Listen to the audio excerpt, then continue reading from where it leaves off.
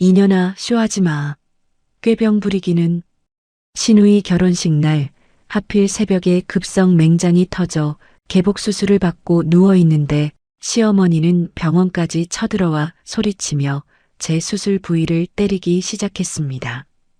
그 순간 제 비명소리에 달려온 남편이 시어머니의 머리채를 잡고 병실 바닥에 내동댕이 쳐버렸는데요. 천륜마저 끊어내는 남편의 미친 반격, 그리고 그날부터 시작된 시어머니의 처참한 추락. 지금부터 그 통쾌한 이야기 시작합니다. 구독과 좋아요 버튼 꾹 눌러주시면 여러분의 하루에 행복이 가득하길 기도드릴게요. 안녕하세요. 저는 올해 38, 5살 배기 딸아이 하나를 키우고 있는 평범한 워킹맘이에요. 지금이야 이렇게 웃으면서 지난 일을 풀어놓을 여유가 생겼지만 몇 해 전만 해도 제 인생이 이렇게 아침 드라마 뺨치게 요란해질 줄은 꿈에도 몰랐는데요. 시작은 이랬어요. 30 중반이 훌쩍 넘어가도록 저는 결혼 생각이 별로 없었거든요. 회사에서 자리 잡느라 정신없이 뛰다 보니 어느새 친구들은 하나둘 애 엄마가 되어 있고 저만 덩그러니 남은 기분이 들 때쯤이었어요. 오랜만에 만난 대학 동기가 저를 붙잡고 자기 남편 회사 동료라며 소개팅 하나만 나가보라고 어찌나 조르던지요. 처음엔 손사래를 쳤는데 그 친구가 사진 한 장을 슬쩍 내밀며 이 사람 진짜 물건이야. 놓치면 후회한다니까라고 하는 거예요. 사진 속 남자는 단정한 셔츠 차림에 웃는 눈매가 참 선해 보였고 저도 모르게 홀린 듯 약속을 잡아버렸죠. 약속 날 커피숍 문을 밀고 들어서는데 창가 자리에서 한 남자가 조용히 일어나며 저를 향해 목례를 하더라고요. 사진보다 훨씬 훤칠하고 자세가 반듯한 사람이었어요. 첫인상의 속으로 얼마나 놀랐는지 손에 들고 있던 가방끈을 저도 모르게 꽉 쥐어버렸을 정도였는데요. 자리에 앉아 이야기를 나누기 시작하는데 목소리는 나긋나긋한데 대화의 결이 어찌나 진중하던지요. 직업은 회계사, 취미는 독서, 부모님과는 따로 살고 있다는 담백한 자기소개를 들으면서 저는 슬쩍 다리를 꼬며 눈을 가늘게 뜨고 그를 관찰했죠. 솔직히 말씀드리면 처음엔 의심부터 들었어요. 이 나이가 되도록 시장에 이런 사람이 남아있다는 게 말이 안 되잖아요. 외모, 직업, 말투, 심지어 커피잔을 내려놓는 손짓 하나까지 흠잡을 데가 없으니 저는 오히려 뒷골이 서늘해지더라고요. 분명 어딘가 결정적인 하자가 숨어 있을 거라고, 아마 성격이 이상하거나 집안에 큰 문제가 있을 거라고 저는 속으로 여러 번 되뇌었어요. 그래서 저는 대놓고 물어봤죠. 이렇게 괜찮으신 분이 왜 아직 혼자신 거예요? 그가 살짝 웃으며 어깨를 으쓱하더니 인연이 없었나 보다고 짧게 답하는데 그 미소 끝자락에 아주 옅은 그늘이 스치는 걸 저는 놓치지 않았어요. 그때는 그저 대수롭지 않게 넘겼지만 지금 돌이켜보면 그게 바로 제 인생의 첫 번째 복선이었더라고요.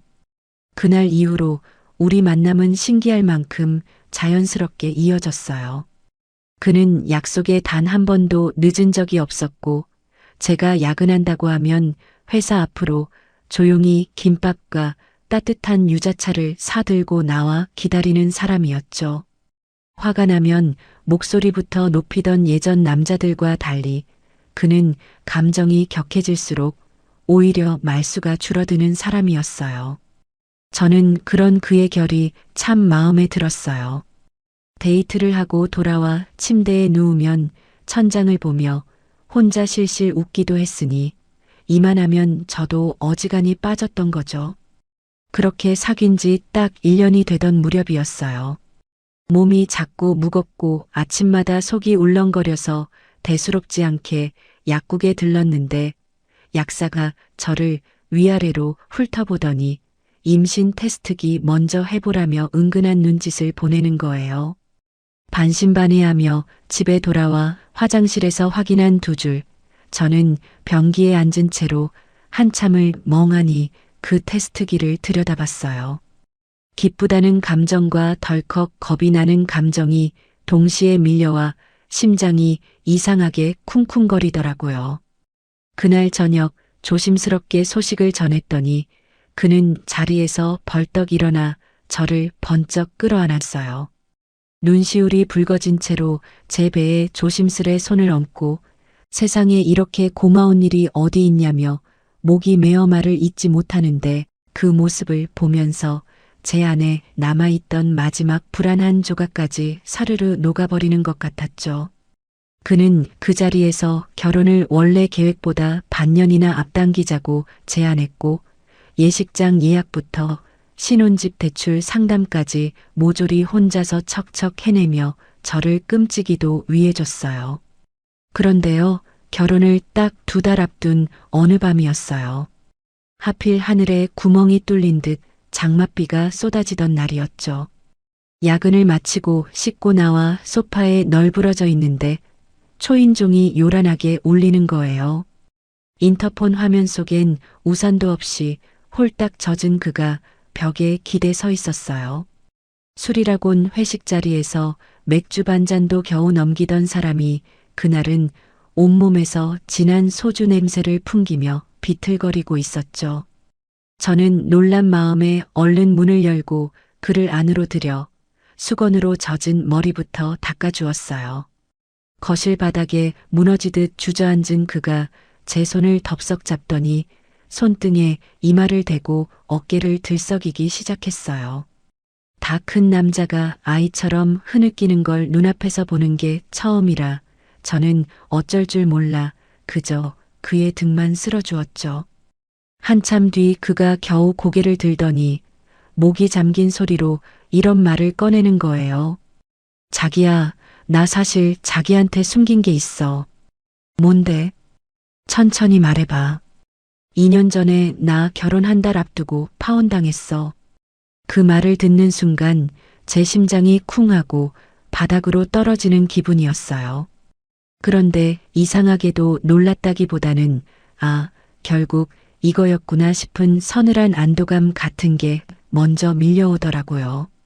저는 애써 표정을 감추고 그의 젖은 앞머리를 넘겨주며 계속 말해보라고 조용히 다독였어요. 그가 젖은 소매단으로 눈물을 훔치며 털어놓은 이야기는 제가 상상했던 것보다 훨씬 더 무겁고 서늘한 내용이었죠. 파혼의 이유는 다름 아닌 그의 어머니 때문이었대요. 상견례 자리에서부터 예비 며느리 될 사람의 학벌을 대놓고 지적하고 통장 잔고를 캐묻고 심지어 신혼집 비밀번호를 자기한테도 알려달라고 요구하는 통에 상대 집안이 결국 두 손을 들어버렸다는 거예요. 그때 그는 어머니를 말리지도 그렇다고 여자 편을 들지도 못한 채 어정쩡하게 방관하다 예비 신부를 놓쳐버렸다고 했어요.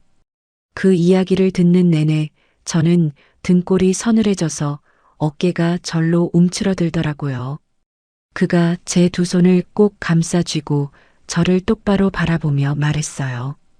이번엔 절대로 그때처럼 안 해. 무슨 일이 있어도 나는 무조건 네 편이야. 엄마가 뭐라 하든 내가 다 막을 거야. 약속해.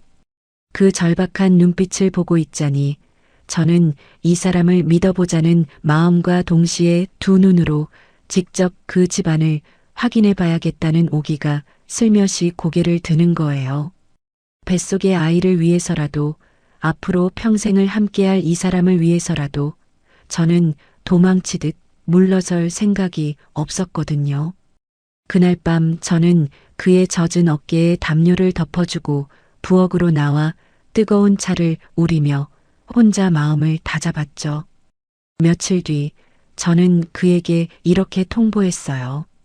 시댁 첫인사, 나 혼자 갈래. 그가 놀란 눈으로 왜 그러냐고 물었지만 저는 웃으면서 어깨를 툭 쳤어요. 아무래도 나 혼자 가야 어머님 진짜 얼굴을 볼 수 있을 것 같다고 당신이 옆에 있으면 다들 가면 쓸 게 뻔하다고 말이죠. 그가 한참을 망설이다 결국 고개를 끄덕이며 알겠다고, 대신 무슨 일 있으면 바로 전화하라고 몇 번이나 신신당부를 하는데, 저는 그 초조한 얼굴을 보면서 오히려 마음이 단단해지는 걸 느꼈어요. 이 사람 인생에 얽힌 실타래를 내가 한번 풀어보자. 그런 오묘한 각오가 제 안에서 서서히 자리를 잡아가더라고요. 시댁 첫 방문 날짜를 잡아놓고 며칠 밤을 뒤척였는지 몰라요. 예단이며 예물이며 인터넷 카페를 밤새 뒤져가며 어머님들 유형을 하나하나 분석하고 어떤 질문에 어떻게 대답해야 무례하지 않으면서도 만만해 보이지 않을지 저 나름대로 시나리오까지 짜뒀죠. 뱃속의 아이를 살살 쓸어주며 엄마가 우리 아기 지켜줄 테니 걱정하지 말라고 몇 번이고 속으로 말을 걸었답니다. 그렇게 결전의 날이 하루하루 다가오는데 이상하게 손끝은 얼음장처럼 차가운데 가슴 한복판만 이글이글 뜨거워지는 그런 묘한 기분이 이어지더라고요. 시댁 방문 하루 전날 밤, 저는 옷장 앞에 서서 옷을 12번은 갈아입었던 것 같아요. 너무 화려하면 건방져 보일까 싶고, 너무 수수하면 만만해 보일까 싶고, 배가 조금씩 나오기 시작해서 허리 라인도 신경이 쓰이는데 이걸 감춰야 할지 티를 내야 할지 그것도 고민이더라고요. 결국 무릎을 살짝 덮는 베이지색 원피스에 얇은 카디건을 걸치고 목걸이는 결혼 예물로 받은 얇은 금목걸이 하나만 걸었죠. 거울 앞에 서서 마지막으로 립스틱을 바르는데 손이 어찌나 떨리는지 입술 라인이 자꾸 삐뚤어지는 거예요. 당일 아침 남편이 제 손에 한과 세트가 든 쇼핑백을 들려주면서 몇 번이고 제 얼굴을 살피더라고요. 정말 혼자 가도 괜찮겠냐고, 자기가 회사에 반차 내고서라도 같이 가면 안 되겠냐고 눈에 근심이 그렁그렁한 채로 묻는데 저는 그의 넥타이를 매만져주며 씩씩하게 웃어 보였어요. 괜찮아. 나 이래봬도 강단 있잖아. 회사에서도 나 이겨먹는 사람 없는 거 알지? 그가 결국 못 이기는 척 고개를 끄덕이며 제 이마에 살짝 입을 맞추고는 무슨 일 있으면 바로 전화하라고 또 신신당부를 하더라고요. 저는 그의 그 초조한 눈빛을 뒤로하고 시댁으로 가는 지하철에 몸을 실었죠. 시댁 아파트 현관 앞에 서서 초인종을 누르려는데 손가락이 벨 앞에서 몇 초쯤 멈칫하더라고요. 마치 시험지 받아든 수험생 같은 그런 팽팽한 긴장감이 온몸을 감돌고 있었어요. 크게 숨을 한 번 들이쉬고 벨을 누르자 문이 열리고 인자한 미소를 짓고 계신 시아버님이 저를 반갑게 맞아주셨죠. 시아버님은 제 어깨를 툭툭 두드리시며 어서 들어오라고, 우리 아들이 눈이 삐지 않았다며 첫 마디부터 부드러운 농담을 건네주시는데 저는 그 순간 어깨에 힘이 살짝 풀리는 걸 느꼈어요. 아, 이 집에 최소한 내 편 하나는 있겠구나 싶어서요. 그런데 거실 소파에 앉아 계신 시어머니를 마주한 순간 저는 등줄기에 소름이 훅 끼쳤어요. 시아버님의 온화한 얼굴과는 정반대로 그분의 표정은 얼음장처럼 굳어 있었거든요. 저를 위아래로 훑는 그 시선이 어찌나 서늘한지 마치 물건값 매기는 시장 상인의 눈빛 같더라고요. 저는 얼른 두 손을 앞으로 모으고 90도로 허리를 숙이며 인사를 드렸어요. 그런데 어머님은 제 인사에 답도 하지 않으시고 그저 눈짓으로 소파 맞은편 자리를 가리키셨죠. 제가 자리에 앉자마자 어머님은 옆에 미리 준비해둔 낡은 가계부 8권을 탁자 위에 탁, 탁, 탁 소리 나게 내려놓으셨어요. 누렇게 바랜 표지에 연도가 매직으로 적혀 있는 그 가계부들을 보며 저는 무슨 상황인지 파악이 안 돼 잠시 눈만 깜빡였죠. 어머님이 그중 한 권을 툭 펼치시더니 손가락으로 한 줄 한 줄 짚어가며 말씀하시는 거예요. 자네 이거 뭔지 아나? 우리 아들 학원비, 과외비, 교재비. 한 푼도 안 빼고 내가 다 적어놨어. 내 뼈를 깎아 우리 아들 회계사 만든 세월이야. 저는 찻잔을 든 채로 손끝이 얼어붙는 기분이었지만 티를 내지 않으려 애써 미소를 유지했어요. 어머님이 이어서 하시는 말씀은 더 가관이었죠. 이 가계부가 곧 우리 아들에 대한 자기 지분서라며 며느리가 될 사람이라면 이 지분이 얼마나 무거운지 똑똑히 알아야 한다고 하시는 거예요. 저는 그때 속으로 헛웃음이 났지만 얼굴에는 아무 표정도 드러내지 않았어요.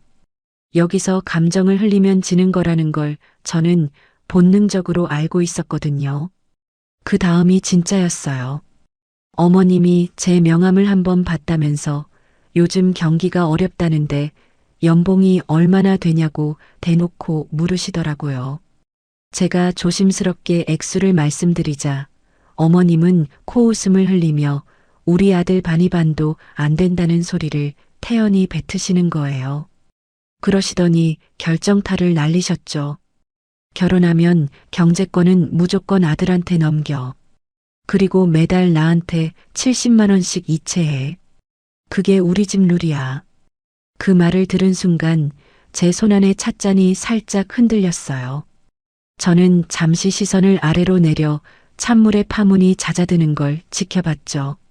그러고는 아주 천천히 한 모금을 마시며 목을 축인 뒤 입가에 부드러운 미소를 걸고 이렇게 답했어요. 어머님, 돈 문제는 부부가 상의해서 결정하는 게 맞지 않을까요? 저 혼자 즉답드리기엔 조심스러운 부분이라 잘 이야기 나눠보고 다시 말씀 올릴게요. 어머님의 눈꼬리가 미세하게 파르르 떨리는 걸 저는 놓치지 않았어요. 하지만 저도 물러설 마음은 없었죠. 옆에서 지켜보시던 시아버님이 얼른 화제를 돌려 뱃속 아이 이야기를 꺼내주셔서 그 자리는 겨우 넘길 수 있었어요. 시댁을 나와 지하철 계단을 내려가는데 그제야 등에 식은땀이 축축하게 배어있는 걸 느끼겠더라고요. 하지만 이상하게 겁이 나기보다는 오기가 스멀스멀 올라오는 거예요. 그래, 이 집안 내가 한번 정리해보자 싶은 마음이요. 집에 돌아와 남편에게 그날 있었던 일을 하나도 빼놓지 않고 다 이야기했어요. 이야기를 듣는 내내 남편의 얼굴이 시뻘겋게 달아오르더니 결국 소파 팔걸이를 주먹으로 쿵 내리치는 거예요. 그러곤 저를 끌어안고 미안하다고, 정말 미안하다고 몇 번이나 되뇌었죠. 저는 그의 등을 쓸어주며 미안해할 시간에 우리 작전이나 짜자고 웃으며 어깨를 툭 쳤어요. 그날 밤 식탁 앞에 마주 앉아 머리를 맞대고 계획을 세웠고 며칠 후 저희는 시아버님을 조용히 카페로 모셨죠. 그날 첫인사 자리에서 어머님이 꺼내신 가계부 8건과 70만 원 이체 요구를 어떻게 정리하면 좋을지 시아버님 의견을 여쭤보고 싶다고 조심스럽게 운을 뗐어요. 시아버님은 그날 옆에서 다 지켜보셨던 분답게 제 말이 채 끝나기도 전에 이마를 짚으시며 긴 한숨부터 내쉬시더라고요. 그러고는 이렇게 말씀하시는 거예요. 애비가 그날 자리에서 바로 자르지 못한 게 미안하다. 너희 둘이 상의해서 정한 금액대로 해라. 뒷일은 내가 감당할 테니. 시아버님의 동의를 얻고 나서 우리는 어머님께 정중히 문자로 통보했어요. 매달 30만 원씩 용돈을 드리겠다고, 대신 그 이상의 요구는 어렵다고요. 문자를 보내고 10분도 채 안 돼서 어머님의 전화가 미친 듯이 울려대기 시작했어요. 남편이 통화 버튼을 누르자마자 어머님의 째지는 고성이 스피커폰을 뚫고 거실을 가득 채웠죠. 남편이 슬쩍 저를 돌아보길래 저는 소파 뒤로 슬며시 물러나며 눈짓으로 신호를 보냈어요. 여기부턴 당신이 맡으라는 뜻이었죠. 남편은 처음엔 목소리가 떨렸지만 통화가 이어질수록 점점 단단해졌어요. 우리가 정한 룰은 우리가 정한다고, 어머니가 아무리 뭐라 하셔도 이건 바뀌지 않는다고 딱 잘라 말하는 그의 옆모습을 보는데 저는 왠지 모르게 코끝이 시큰해지더라고요. 파혼당했던 그날 방관했다는 그 사람이 이제 저 대신 앞에 서서 방패가 되어주고 있다는 사실이 가슴을 뻐근하게 만들었습니다. 그날 이후로 어머님의 공격은 방향을 완전히 바꾸셨어요. 대놓고 돈 이야기는 못 꺼내시는 대신 제 몸을 물고 늘어지기 시작하시는 거예요. 임신해서 살이 좀 붙었다 싶으면 전화하셔서 그렇게 살찌면 애 낳고 어떻게 뺄 거냐며 잔소리를 늘어놓으시고 손주 옷을 사고 싶다며 사이즈를 물어보시더니 정작 도착하는 건 유명 브랜드 카탈로그에 있는 옷의 짝퉁이었죠.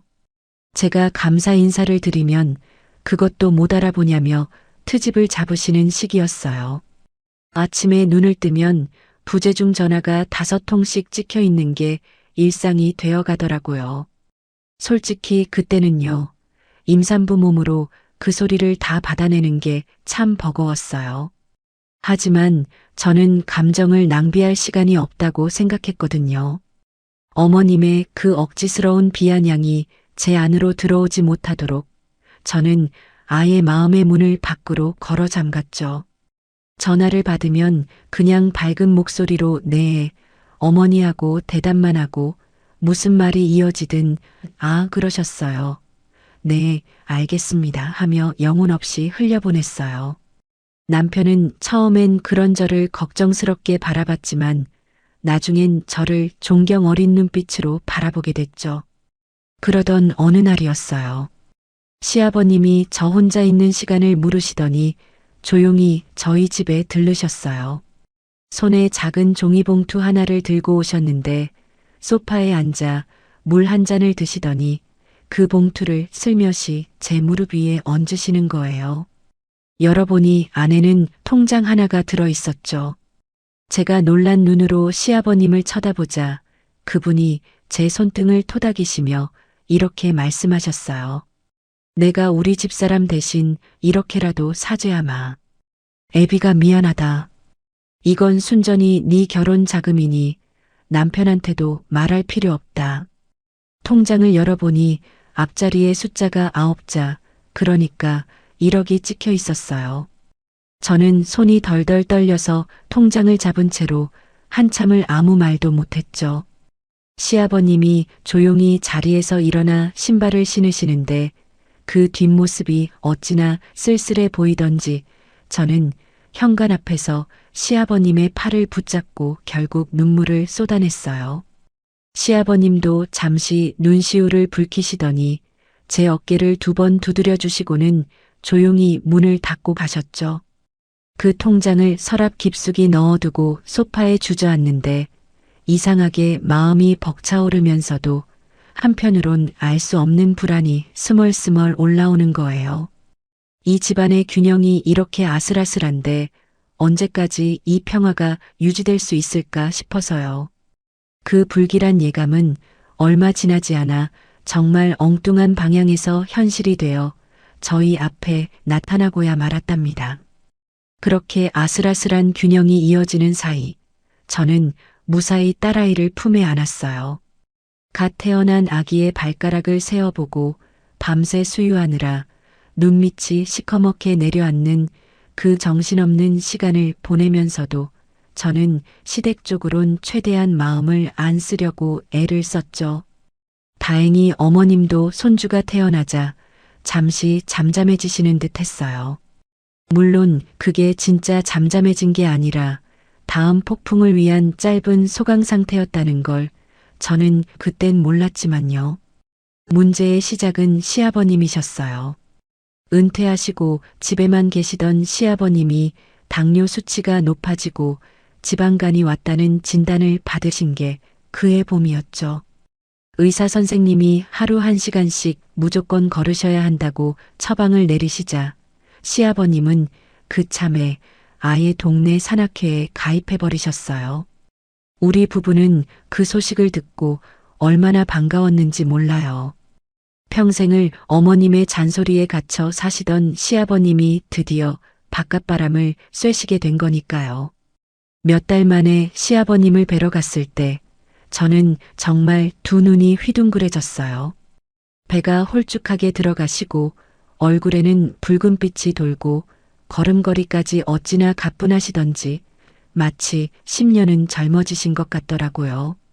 남편도 아버지가 이렇게 웃으시는 걸 오랜만에 본다며 옆에서 눈시울을 붉혔죠. 그런데 딱 한 사람, 그 모습을 마뜩잖게 지켜보는 사람이 있었어요. 바로 어머님이었죠. 어머님은 시아버님이 등산화 끈을 조이는 뒷모습을 팔짱을 낀 채 노려보시더니 혼잣말인 척 이렇게 툭 내뱉으시는 거예요. 저 양반 요즘 왜 저렇게 젊어졌나 몰라. 산에 뭐가 있길래. 그때 저는 그저 웃어넘겼어요. 아, 어머님이 은근히 서운하신가 보다. 그 정도로만 생각했죠. 그런데 그 불씨에 기름을 부은 사람이 있었으니 바로 시누이였어요. 결혼도 안 한 채 부모님 집에 얹혀 살면서 어머님한테 용돈이나 뜯어 쓰던 그 시누이가 어느 날 가족 단톡방에 유튜브 링크 하나를 툭 던지고 사라진 거예요. 링크 제목이 참 가관이었어요.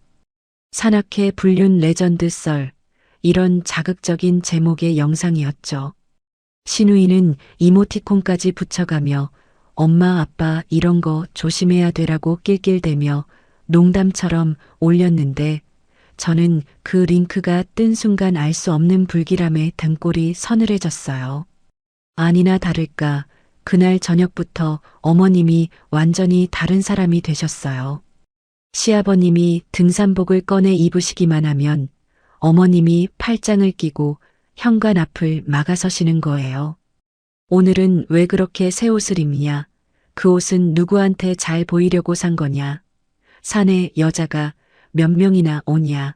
이런 질문을 쉴 새 없이 쏘아붙이시니 시아버님도 결국 지쳐서 대꾸를 안 하시게 되었죠. 그러면 그 침묵이 또 어머님의 의심을 부풀리는 거예요. 대답을 안 하는 건 캥기는 게 있어서라고 혼자 결론을 내려버리시니 이건 뭐 답이 없는 상황이었답니다. 압권은 그 다음이었어요.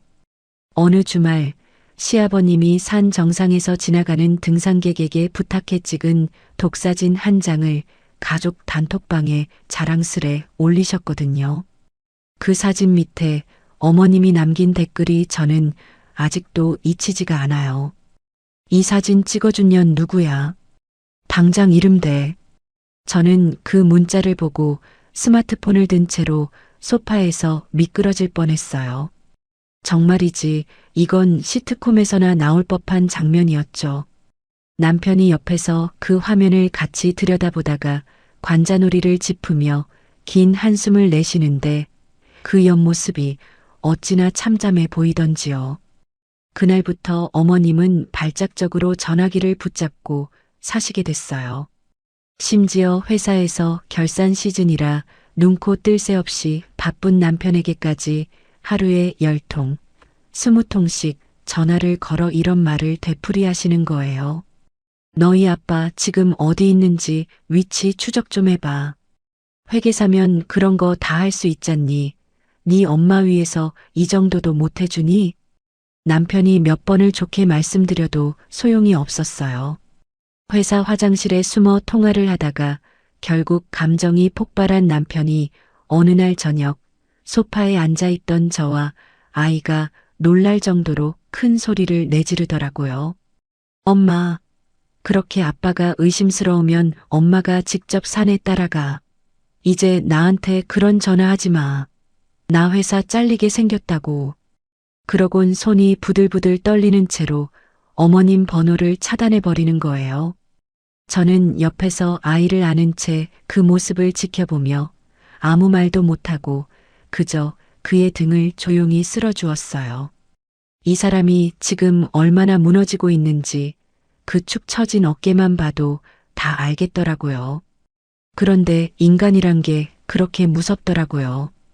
타깃을 잃은 어머님의 눈이 이번엔 저를 향한 거예요.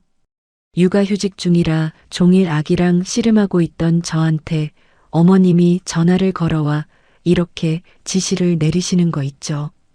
애미야, 이번 주말에 네 시아버지 뒤 좀 밟아라. 네 애는 업으면 되잖아. 산 입구에서 지키고 있다가 누구랑 만나는지 사진 찍어서 보내. 저는 그 말을 듣고 얼마나 어이가 없던지 잠시 말을 잃었어요. 갓돌 지난 아기를 업고 시아버님을 미행하라니 이게 사람이 할 소린가 싶더라고요. 저는 아이를 무릎에 앉힌 채로 최대한 감정을 누르고 이렇게 대답했어요. 어머님, 아버님 사생활을 제가 왜 캐요? 저는 그런 일 못합니다.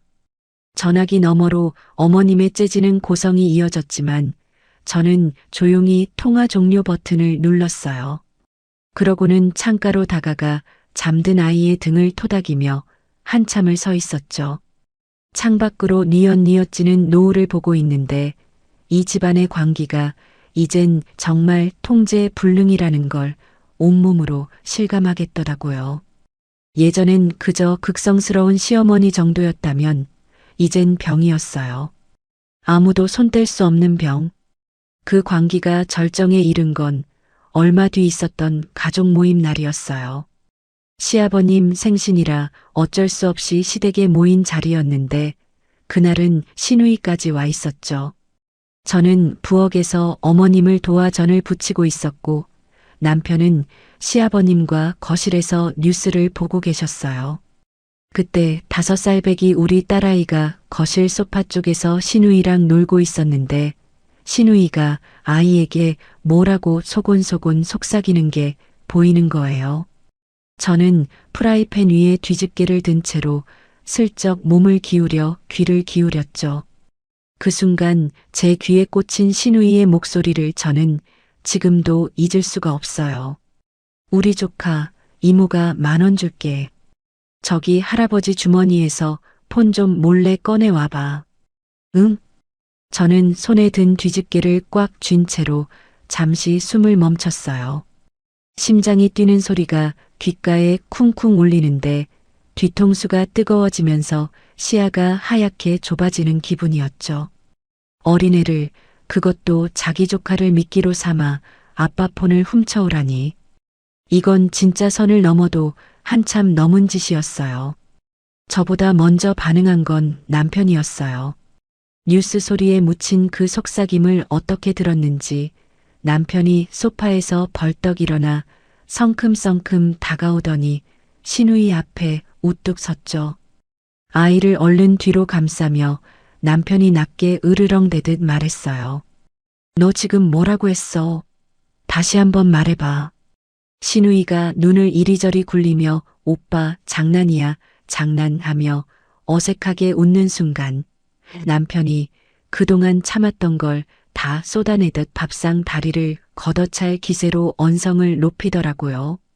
부엌에서 놀란 어머님이 뛰어나와 무슨 일이냐고 소리치자 남편이 그 자리에서 저에게도 처음이었던 폭탄 선언을 해버리는 거예요. 됐어. 너 결혼 자금 3,000만 원 오늘부로 없던 일로 해. 내 새끼를 도구로 쓰는 고모한테 내가 뭘 해줘야 되는데? 그 말이 떨어지자마자 거실이 얼음장처럼 얼어붙었어요. 시누이가 벌겋게 달아오른 얼굴로 오빠 미쳤냐며 발을 동동 구르고 어머님이 아들의 소매를 붙잡고 흔들며 왜 이러냐고 소리치는 그 아수라장 속에서 저는 아이를 꼭 끌어안은 채 부엌 문지방에 기대서 있었어요. 아이의 심장이 제 품 안에서 콩콩 뛰는 게 그대로 느껴지는데 저는 그 순간 결심했어요. 이 집안, 이제 정말 예전처럼은 못 살겠구나. 어떤 식으로든 큰 파도가 곧 밀려올 거라는 예감이 제 등줄기를 타고 서늘하게 흘러내렸죠. 집으로 돌아오는 차 안, 남편은 운전대를 잡은 채 한마디도 하지 않았습니다.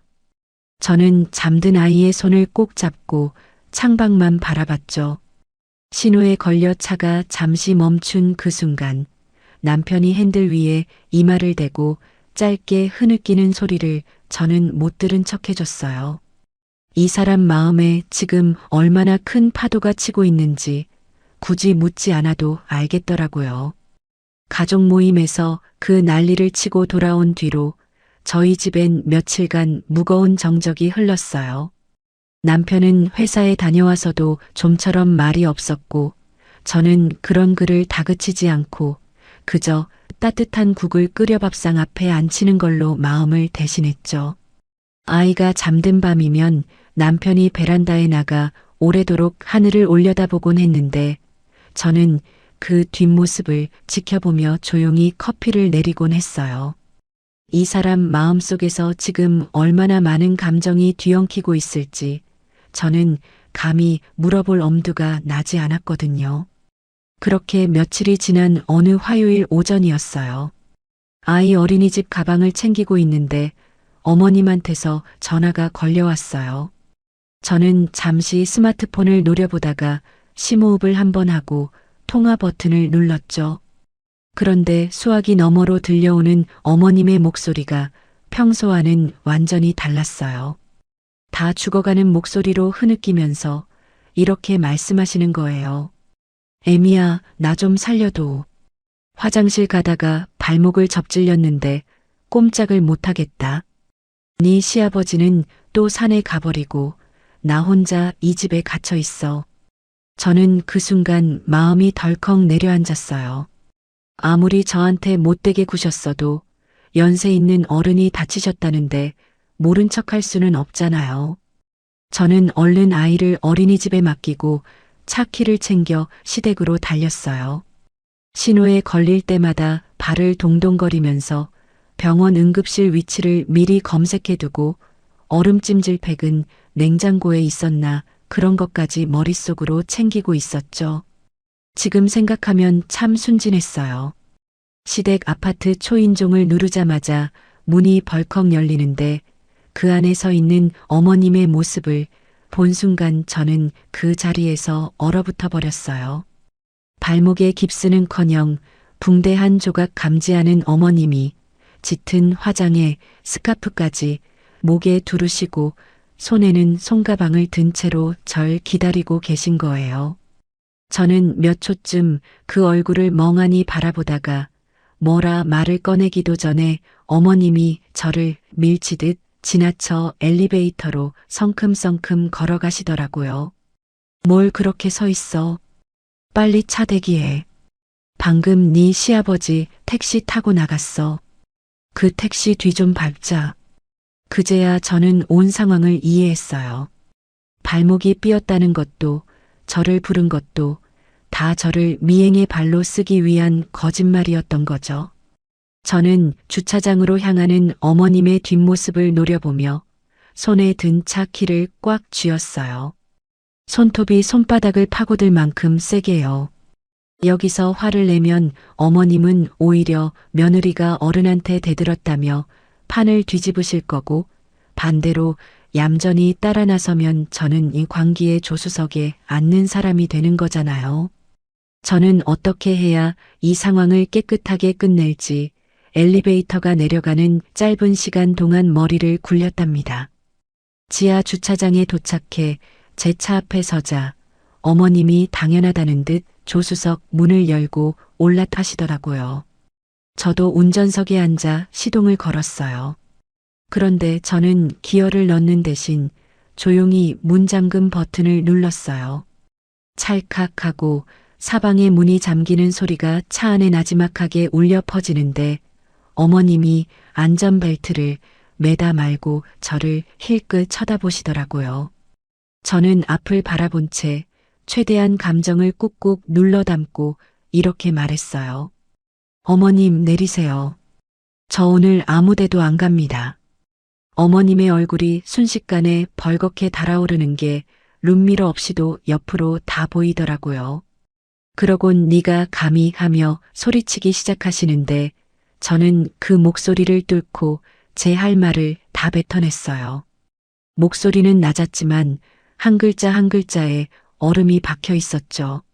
물증도 없이 아버님 의심하시는 그 미친 짓에 저희 부부 방패막이로 쓰지 마세요. 저는 어머님 며느리지 어머님 사냥개가 아닙니다. 어머님의 입이 딱 벌어진 채 몇 초간 아무 말도 안 나오시는 게 조수석 창문 유리에 그대로 비쳤어요. 저는 문잠금을 풀고 조용히 그러나 단호하게 손끝으로 조수석 문 쪽을 가리켰죠. 어머님이 뭔가 더 쏘아붙이려다가 결국 씩씩거리며 문을 열고 내리시더라고요. 저는 어머님이 완전히 차에서 내리시자마자 문을 다시 잠그고 후진 기어를 넣어 주차장을 빠져나왔어요. 백미러 속에서 어머님이 지하 주차장 한복판에 우두커니 서 있는 뒷모습이 점점 작아지는데 이상하게 눈물 한 방울 안 나더라고요. 오히려 몸이 부들부들 떨리는데도 마음속 한구석은 이상하게 후련했어요. 집에 돌아와 아이가 어린이집에서 돌아오기 전까지 저는 소파에 웅크린 채로 그 어머님의 표정만 곱씹었어요. 그러고 나서 남편에겐 오늘 있었던 일을 굳이 먼저 꺼내지 않았죠. 이건 남편이 지금 감당하기엔 너무 무거운 카드였거든요. 그런데 그날 밤 9시가 조금 넘었을까요? 남편의 스마트폰이 요란하게 울리는 거예요. 화면에 뜬 이름은 시아버님이었죠. 남편이 전화를 받자마자 저는 심상치 않은 기운을 감지했어요. 시아버님의 목소리가 스피커폰을 뚫고 나오는데 평생 한 번도 들어본 적 없는 격앙된 톤이었거든요. 목소리가 젖어 있으면서도 부들부들 떨리고 있었어요. 아들아, 애비가 오늘 정말 부끄러워서 얼굴을 못 들겠다. 네 엄마가 오늘 산악회 사람들 아내들한테 죄다 전화를 돌렸다는구나. 내용은 이랬어요. 시아버님이 산에서 내려와 회원들이랑 두부김치에 막걸리 한 잔을 하고 계신데 갑자기 회원 한 분의 스마트폰이 울리더래요. 그 회원 부인이 다급한 목소리로 전화를 걸어와서 하는 말이 방금 어떤 아주머니가 자기한테 전화를 걸어서 우리 남편 꼬시지 말라고 다 안다고 소리를 지르고 끊었다는 거예요. 그러고 나자 옆에 앉은 다른 회원분들 스마트폰도 하나둘 울리기 시작하는데 다 똑같은 상황이었대요. 어머님이 산악회 명부를 어떻게 알아내셨는지 그 명부에 적힌 회원들 부인들한테 일일이 다 전화를 돌리신 거예요. 시아버님은 그 술자리에서 얼굴을 들 수가 없었대요. 평생을 성실하게 살아온 자신이 60 다 넘어서 동네 등산 모임에서까지 손가락질을 받게 된 그 수치심에 결국 자리를 뜨셔서 근처 공원 벤치에 혼자 앉아 계셨다는 거예요. 그 밤 공기에 홀로 앉아 오열하시다가 결국 마음을 굳히고 아들에게 전화를 거신 거였죠. 시아버님이 목이 잠긴 채로 마지막으로 뱉으신 말은 지금도 저는 잊히지가 않아요. 애비, 오늘부로 네 엄마랑 이혼하기로 마음먹었다. 이 나이에 이런 소리 꺼내는 애비를 용서해다오. 남편이 스마트폰을 든 채 소파에 무너지듯 주저앉는데 저는 얼른 옆에 앉아 그의 어깨를 감싸 안았어요. 남편이 아버지 걱정 마세요. 우리가 다 정리해 드릴게요. 하고 겨우겨우 대답을 마치고 전화를 끊었죠. 그러고는 제 무릎에 얼굴을 파묻고 어깨를 들썩였어요. 저는 그의 뒤통수를 쓸어주면서 아무 말도 하지 않았어요. 이 순간 어떤 위로의 말도 다 헛되게 느껴졌거든요. 그런데 이 판국에도 어머님과 시누이는 정신을 못 차리시더라고요. 시아버님이 이혼을 통보하시자마자 어머님이 시누이와 손을 잡고 저희 집에 쳐들어와서는 아빠가 밖에서 여자를 만들어 살림 합치려고 이혼각을 잡는 거라며 온 거실이 떠나가라 소리를 지르시는 게 아니겠어요? 시누이는 옆에서 팔짱을 낀 채 오빠 저 여자한테 눈 멀어서 아빠 편드는 거 아니냐며 저를 힐끔거리고요. 저는 아이를 안방에 재워둔 채 거실 문 앞에 서서 그 두 사람의 발광을 조용히 지켜봤어요. 남편이 팔을 벌려 저를 자기 뒤로 감싸는 그 자세, 저는 아직도 눈에 선해요. 며칠 뒤 우리 부부는 시아버님의 짐을 꾸려 근처에 작은 오피스텔 하나를 얻어들였어요. 이삿짐이라고 해봐야 옷 몇 벌과 등산 장비, 그리고 오래된 앨범 몇 권이 다였죠. 시아버님이 새 오피스텔 창가에 서서 밖을 바라보시며 짧게 웃으시는데 그 웃음이 어찌나 홀가분해 보이면서도 쓸쓸해 보이던지 저는 부엌 싱크대 앞에서 몰래 눈물을 훔쳐냈답니다. 그렇게 시아버님의 독립을 도와드리고 본가와 연을 완전히 끊은 뒤에도 어머님은 정신을 못 차리셨어요. 어느 날부터인가 카톡 프로필 사진에 시누이와 백화점에서 쇼핑백을 잔뜩 든 채 다정하게 웃는 사진을 걸어두시더니 상태 메시지엔 진짜 가족은 따로 있다라는 문구까지 박아 넣으시는 거예요. 저는 그 프사를 남편에게 보여주며 헛웃음을 흘렸죠. 남편이 스마트폰 화면을 보다가 어이없다는 듯 픽 웃더니 이렇게 말하는 거예요. 나도 저러다 지치겠지. 저는 그 말에 고개를 끄덕이면서도 마음 한구석에 스멀스멀 피어오르는 불길함을 감출 수가 없었어요. 저 광기가 저렇게 조용히 잠들어 있을 리가 없다는 걸 저는 본능적으로 알고 있었거든요. 아니나 다를까 그 불길한 예감의 실체는 얼마 지나지 않아 아주 엉뚱한 자리에서 저를 덮치고야 말았습니다. 시아버님이 오피스텔에 자리 잡으신 뒤로 계절이 한번 바뀌었어요. 벚꽃이 피었다 지고 장마가 왔다 가고 어느새 아침 저녁으로 쌀쌀한 바람이 부는 늦가을이 되었죠. 그 사이 우리 부부는 참 오랜만에 사람다운 숨을 쉬며 살았어요.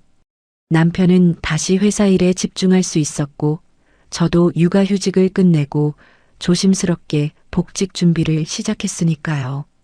주말이면 시아버님 오피스텔에 딸아이를 데리고 놀러가서 반찬 몇 가지 채워드리고 함께 근처 공원을 산책하는 게 그 시절 저희 부부의 가장 큰 행복이었어요.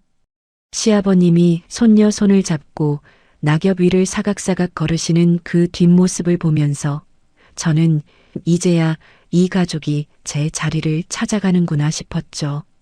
그런데 인생이 참 얄궂죠. 그 평화가 무르익어갈 무렵 시누이의 결혼 소식이 청첩장으로 날아든 거예요. 3천만 원 결혼 자금을 오빠에게 뜯어낼 요량으로 언제 만났는지도 모를 남자와 속전속결로 결혼 날짜를 잡아버린 거였죠. 청첩장을 우편함에서 꺼내든 저는 봉투를 뜯기도 전에 왠지 손끝이 서늘해지더라고요. 남편도 청첩장을 보더니 짧게 한숨을 내쉬고는 그래도 여동생 결혼식인데 얼굴은 비춰야지 하면서 억지로 웃어 보였어요. 저는 그 억지 미소가 어찌나 마음에 걸리던지 청첩장을 냉장고 자석 밑에 붙여두고도 자꾸만 눈이 가쪽으로 향하는 거예요.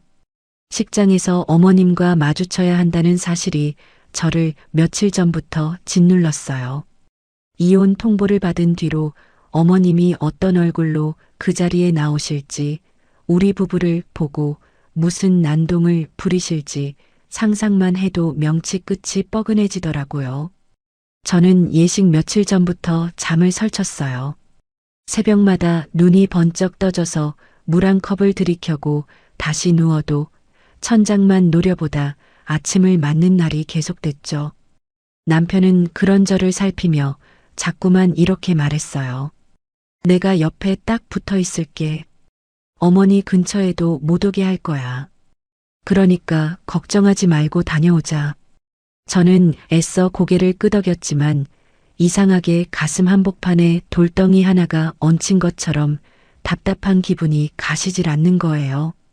나중에 돌이켜 생각해보면 그게 아마 여자의 촉이라는 거였나 봐요.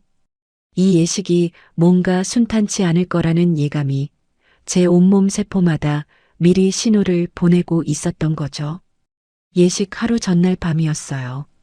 저는 옷장 앞에 걸어둔 한복을 마지막으로 점검하고 아이를 재우고 남편이랑 소파에서 미지근한 차를 한 잔씩 마시고 있었죠.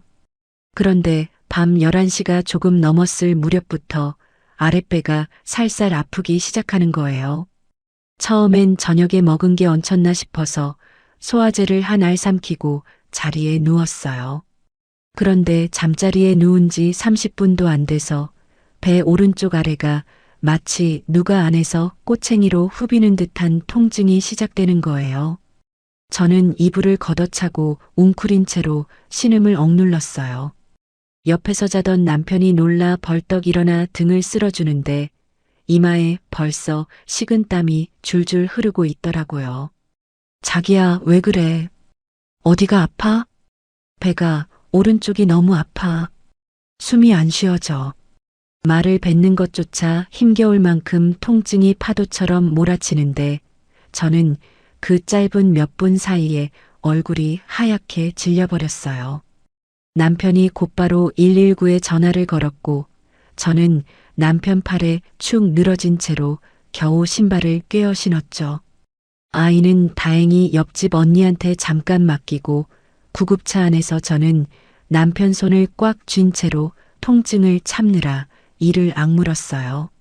사이렌 소리가 귀를 찌르는데도 이상하게 그 소리가 아주 멀리서 들리는 것처럼 아득하게 느껴지더라고요. 응급실에 도착하자마자 의료진이 저를 침대에 눕히고 여기저기 검사를 시작했어요. 초음파를 대는 그 몇 분이 얼마나 길었는지 몰라요. 의사 선생님이 화면을 잠시 노려보시더니 남편에게 눈짓을 하며 이렇게 말씀하셨습니다. 급성 맹장염입니다. 지금 바로 개복수술 들어가야 해요. 조금만 늦었으면 복막염으로 갈 뻔했습니다. 수술 동의서에 사인을 하는 남편의 손이 부들부들 떨리는 걸 저는 침대에 누운 채로 지켜봤어요. 이 사람 지금 얼마나 무서울까 싶어서 저는 오히려 통증을 참고 그를 향해 애써 웃어 보였죠. 걱정 말라고, 나 이런 걸로 안 죽는다고 목소리를 짜내서 농담을 던졌더니 남편이 눈시울이 벌개진 채로 제 이마를 살살 쓰다듬어 주는 거예요. 수술은 다음 날 아침 첫 타임으로 잡혔어요. 하필이면 신우이 예식 시간이 그날 오전 11시였죠. 새벽 5시쯤 되었을까요? 이송 침대에 실려 수술실 앞 복도로 나가면서 저는 남편의 손을 잡고 이렇게 부탁했어요. 자기야, 예식장 다녀와. 우리 둘 다 안 가면 어머님 난리 치실 게 뻔해. 당신이라도 얼굴 비치고 와야 뒷말 안 나와. 남편이 무슨 소리냐고, 자기 아내가 지금 배를 째는데 어딜 가냐고 손을 흔들며 반대했지만 저는 남편의 손을 꽉 붙잡고 그의 눈을 똑바로 바라봤어요. 지금 이 자리에서 남편이 빠지면 어머님과 시누이가 두고두고 저를 물어뜯을 빌미로 삼을 게 뻔했거든요. 저는 이 판국에서까지도 그 사람들에게 흠집 잡힐 여지를 남기고 싶지 않았어요. 남편이 결국 이마를 제 이마에 대고 짧게 눈을 감았다 뜨더니 알겠다고 얼굴만 딱 비치고 바로 뛰어오겠다고 약속해 주더라고요. 이송 침대가 수술실 문 안으로 들어가는 그 순간 남편이 제 손을 마지막까지 놓지 않으려 몇 발자국을 따라 걸어오는 걸 저는 흐릿한 눈으로 봤어요. 문이 닫히기 직전 남편이 목이 잠긴 목소리로 이렇게 소리치더라고요. 금방 올게. 딱 얼굴만 비치고 뛰어올게. 수술실 문이 스르르 닫히고 저는 눈부신 무영등 아래 눕혀졌어요. 마취과 선생님이 마스크를 씌우며 열부터 세어보라고 하시는데 셋을 채 세기도 전에 시야가 하얗게 무너져 내렸죠. 얼마나 시간이 지났을까요? 눈을 뜨자 회복실 천장이 흐릿하게 보이는데 그 순간 온몸으로 밀려오는 통증이 정말 상상 초월이었어요. 쇄골부터 엉덩이뼈까지 몸의 중심선을 따라 누군가 안에서 갈고리로 잡아 뜯는 것 같은 얼얼한 통증이 파도처럼 밀려왔죠. 마취가 풀리면서 뱃속의 상처가 자기 존재를 있는 힘껏 알리고 있는 거예요. 저는 손에 쥐어진 무통주사 버튼을 미친 듯이 눌러댔어요. 눌러도 그 통증이 잦아들지 않아서 결국 눈물이 관자놀이를 타고 베개로 흘러내리더라고요. 병실로 옮겨진 뒤에도 저는 몸을 조금도 움직일 수가 없었어요. 숨을 깊게 들이쉬는 것조차 배가 당겨서 얕은 숨만 겨우 뱉어냈죠. 창밖으로 아침 햇살이 눈부시게 쏟아지는데 저는 그 빛을 마주볼 힘도 없어서 고개를 벽 쪽으로 돌리고 있었어요. 옆 침대 환자분과 그 보호자분이 조용히 도시락을 나눠 드시는 소리, 복도에서 간호사들이 오가는 발걸음 소리, 그 모든 일상적인 소리가 저와는 다른 세계의 것처럼 아득하게 들려왔어요. 시간이 얼마나 흘렀는지 시계를 볼 정신도 없이 통증과 씨름하고 있는데 병실 문이 벌컥 열리는 소리가 들리더라고요. 넥타이도 반쯤 풀어헤친 남편이 얼굴이 땀범벅이 된 채로 뛰어들어오는 게 눈에 들어왔어요. 예식이 끝나자마자 축의금 봉투도 팽개치듯 두고 병원으로 달려온 모양이었죠. 남편이 침대 옆에 무릎을 꿇듯 주저앉으며 제 이마에 맺힌 땀을 손수건으로 닦아주는데 그 손이 부들부들 떨리고 있는 게 그대로 느껴지더라고요.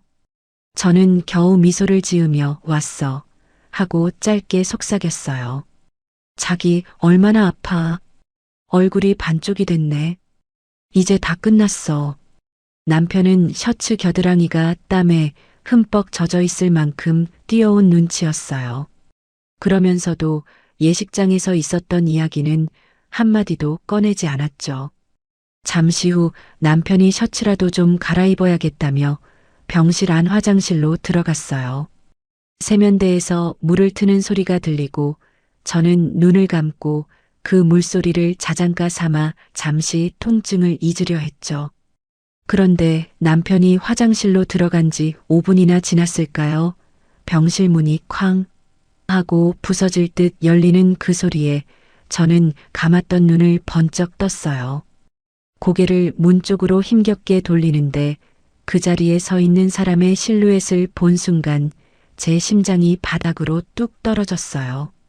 짙은 화장에 혼주 한복을 차려입은 어머님이 예식장에서 곧장 달려오신 그 차림 그대로 도끼 서린 눈으로 저를 노려보고 계셨거든요. 혼주 한복 자락을 휘날리며 병실 문지방을 밟고 선 어머님의 모습은 마치 무슨 구판에서 튀어나온 사람 같았어요. 짙게 그린 눈썹 아래 두 눈이 벌겋게 충혈된 채로 저를 노려보시는데 그 시선을 마주한 순간 저는 온몸의 피가 얼음물로 바뀌는 기분이었어요. 배는 여전히 갈고리로 후비는 것처럼 아팠고 목은 마취 튜브 자국 때문에 쉬어서 소리조차 제대로 나오지 않는 상황이었죠. 저는 힘없이 침대 위에 누운 채로 눈만 겨우 어머님 쪽으로 돌리고 있었어요. 어머님이 뾰족한 구두 굽을 또각또각 울리면서 제 침대 옆으로 성큼성큼 다가오시더라고요. 그러곤 침대 난간을 손으로 짚고 저를 내려다보시는데 그 얼굴 표정이 사람의 것이 아니었어요. 딸의 결혼식 날 뒷말을 만들었다는 원망, 이혼 통보를 받은 뒤로 쌓인 분노, 남편이 자기 편을 안 든다는 배신감, 그 모든 감정이 뭉쳐진 시커먼 덩어리가 그대로 얼굴에 드러나 있었죠. 어머님이 이를 악문채로 낮게 으르렁대듯 뱉으신 첫마디를 저는 지금도 이 귀에 그대로 박혀 있어요. 하나뿐인 신우 결혼식 오기 싫어서 밤새 맹장 터트리는 쇼를 했냐, 이 독한 년아. 어디서 배운 수작이야. 저는 그 말을 듣고 어이가 없어서 헛웃음조차 나오지 않았어요. 배를 갈라 개복 수술을 마친 사람한테 쇼라니 살이 찢어져 실로 꿰맨 그 자국이 지금 이불 밑에서 얼마나 욱신거리는지 알기나 하시는지 저는 눈물이 눈꼬리에 맺힌 채로 그저 어머님을 올려다보기만 했어요. 소리 지르고 싶었지만 몸이 조금이라도 움직이면 상처가 당겨서 숨이 컥 하고 막히는데 뭘 어쩌겠어요. 저는 손끝으로 겨우 호출벨을 더듬어 찾으려 했지만 침대 난간 반대편에 있는 그 벨은 제 손에서 한참 멀었어요. 그때 어머님의 손이 번쩍 올라가는 게 흐릿한 시야에 들어왔어요. 반사적으로 눈을 질끈 감으려는 그 찰나 어머님의 소나기가 제 머리채를 사정없이 움켜쥐는 게 느껴졌어요. 중간에 있던 링거줄이 팽팽하게 당겨지면서 손등에 꽂힌 바늘이 살을 잡아 뜯는 듯한 통증이 확 밀려왔죠. 저는 목을 뒤로 젖힌 채로 짧은 비명을 삼켰어요. 그런데 진짜 지옥은 그 다음이었어요. 남은 어머님의 한쪽 손이 이불을 확 걷어젖히더니 방금 개복 수술을 마친 제 오른쪽 아랫배, 실로 꿰맨 바로 그 자리를 손바닥으로 온 체중을 실어 꾹꾹꾹 짓누르기 시작하는 거예요. 사람이 사람에게 이런 짓을 한다는 게 도저히 믿기지 않아서 저는 그 순간 시야가 새하얗게 번지는 걸 느꼈어요.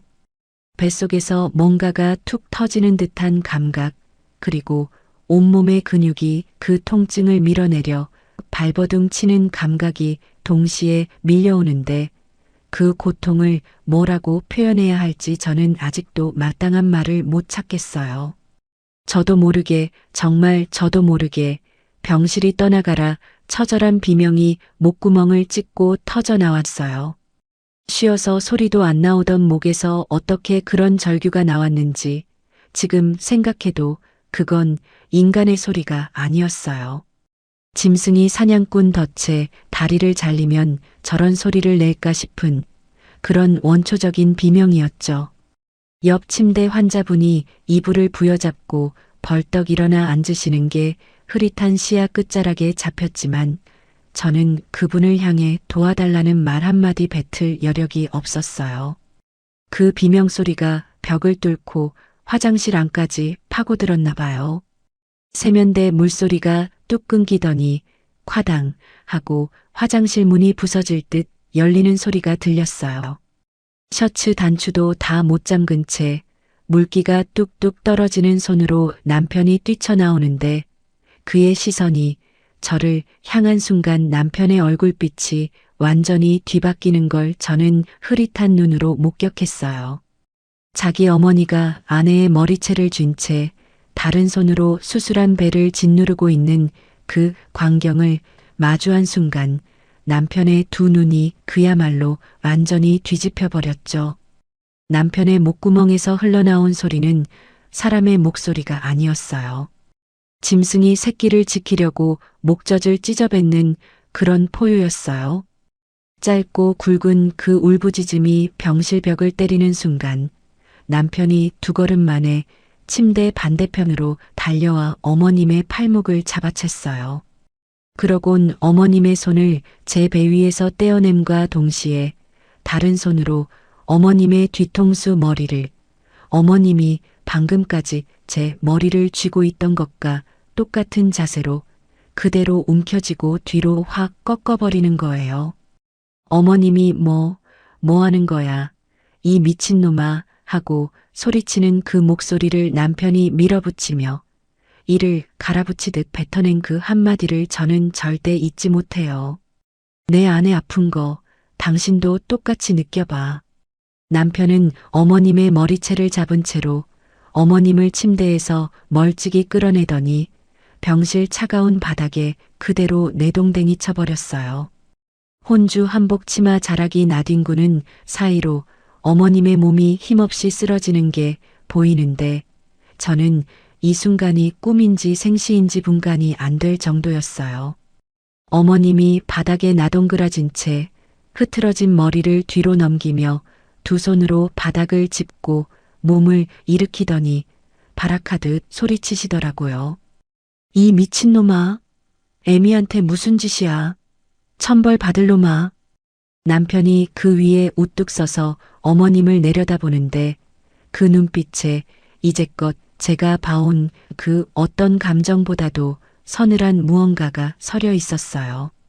사랑이 완전히 지워지고 미련이 완전히 마른 그 자리에 남은 건 오직 아내를 지키겠다는 원초적인 방어 본능뿐이었죠. 남편이 어머님을 내려다보며 뱉어낸 다음 말이 그 병실을 얼음창고로 만들었어요. 오늘부로 당신은 내 엄마도 아니야. 다시는 내 앞에 나타나지 마. 어머님이 그 말을 듣고 잠시 숨이 컥 하고 막히시는 게 보였어요. 그러곤 아아 하며 뭔가 반박하려 입을 뻐끔거리시는데 그 순간 병실 문 앞에 사람들이 몰려오는 소리가 들렸어요. 옆 침대 보호자분이 뛰어나가 부르셨는지 이 광경을 목격한 그 간호사가 그 자리에서 그대로 얼어붙는 게 보이더라고요. 어깨를 부들부들 떨면서 지금 경비 부를게요 하고 더듬거리는 그 간호사에게 남편이 핏발 선 눈으로 이렇게 소리쳤어요. 경비 부르지 마세요. 112 부르세요. 여기 지금 살인 미수 현장이니까 경찰 부르세요. 간호사가 손을 부들부들 떨며 스마트폰을 꺼내 드는 사이 남편이 자기 스마트폰을 먼저 꺼내 이미 신고 번호를 누르고 있는 게 보였어요. 그가 통화 버튼을 누르며 뱉는 목소리는 놀랍도록 침착했어요. 조금 전에 그 짐승 같은 포효는 어디로 갔는지 아주 담담하게 병원 이름과 병실 호수를 또박또박 불러주고 방금 자신의 어머니가 수술 환자인 아내의 배를 짓눌렀다는 사실을 한 문장 한 문장 정확히 진술하고 있더라고요. 저는 그 사이 배의 통증으로 눈물이 관자놀이를 타고 줄줄 흘러내리고 있었어요. 그런데 이상하게도 그 통증 한복판에서 저는 아주 기묘한 카타르시스를 느꼈어요. 뭐라고 설명해야 할지 모르겠는데요. 몇 년 동안 이 사람과 저 사이를 파고들며 저를 갉아먹던 그 광기가 남편의 손에서 정면으로 튕겨나가 바닥에 나뒹구는 그 광경을 눈앞에서 목격한 거잖아요. 배는 지옥처럼 아픈데 마음 한구석에서는 이상하게 뜨거운 것이 훅훅 올라오는 거예요. 아, 이 사람이 정말로 내 편이구나. 파혼당한 그 밤 술에 잔뜩 젖은 채 방관하지 않겠다고 맹세하던 그 약속을 이 사람이 지금 자기 어머니의 머리채를 잡아 끌어내리는 것으로 지켜내고 있구나. 그 사실이 통증보다 더 진하게 제 가슴을 채웠답니다.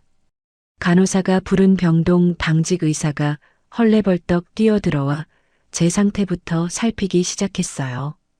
이불을 걷어 상처 부위를 확인하는 손길이 아주 조심스러웠지만 그 손끝이 살짝만 스쳐도 저는 몸을 부르르 떨었죠.